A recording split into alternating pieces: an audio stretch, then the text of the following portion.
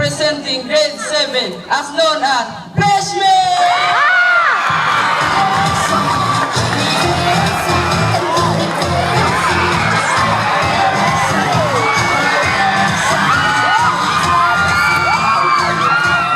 Good afternoon.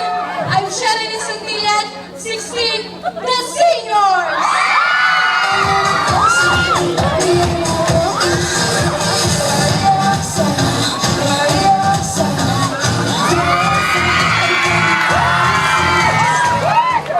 Good afternoon to all of you.